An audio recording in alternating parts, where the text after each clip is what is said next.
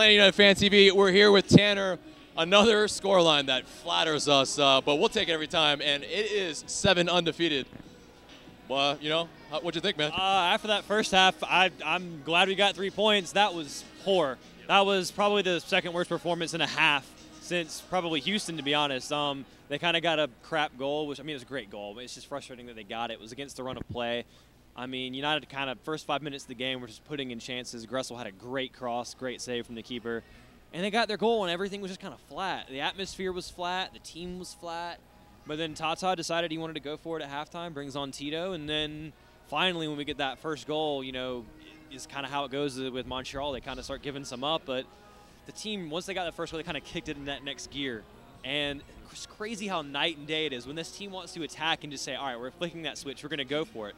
They got a lot more direct, and then things just got better from there.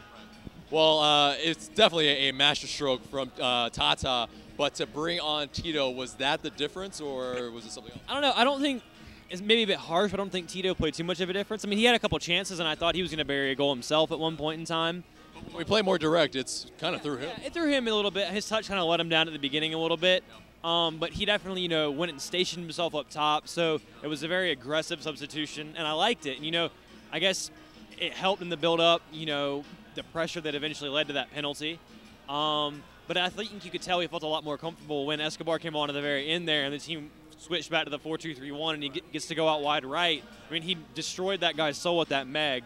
I mean, I feel like he's had so many highlight plays on the wing, and we haven't finished the goal that, the highlight deserves. Similar to the Barco back heel to make the little layoff. I mean, there was some great little intricate play there. Everything was a bit off. But I think at the end of it, they got 3 points. They got 4 goals. You got to be happy with it and move on to the next one. Right. Now, in terms of just Kratz, he's just so money. The goalkeeper can't do anything about it, right? No, I mean, the first one was really good. It was kind of in a middle spot, so the keeper kind of has to guess. But, I mean, he put it where, no one's going to get it. He put it very, very top corner. Right. The second one, he just absolutely just buffooned the keeper. The keeper takes a step the wrong way, and then he's looking – and it hits the post and goes in. But, I mean, Miggy, you could tell, kind of wanted to take it because he's on a hat trick. But it's like, when Kratz is hitting him that pure, you can't not let the guy take it. I mean, just fantastic, fantastic goals. Now, that's 7 undefeated. We've won in a lot of different ways on this winning streak. It was kind of, would you term this an ugly win? I mean, you can't. If you win 4-1 at the end of the day, you can't be too upset with it. I mean, last week was 2-0, and I thought the team played better. Yeah. But I mean, that's just sometimes how the ball bounces, how the the saves you get or don't get, the cards you get or don't get. I mean, the calls. It just all goes certain ways, and I think it was smart for Montreal to try to play negative football for them because I think they came in. If we get a point, we'll be happy. They were already playing negative at the beginning.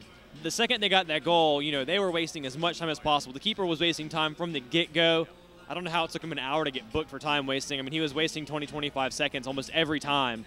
But the beginning, from the 5th minute. They were just kicking us, trying to take United out of their rhythm. So I guess, if that's all you got tactically, you're not a very good team. But it worked for a large portion of the game until, they went behind. And at that point, it was completely over. They had no chance because I saw nothing from this team that told me they would be able to chase the game and threaten Atlanta. And really, once they started playing out, we saw a lot more of us flowing and counterattacking and having just running straight at the goal. So, it's crazy how much that opening goal means here, especially to, when it's a bad team playing, they're going to set up shop and just camp.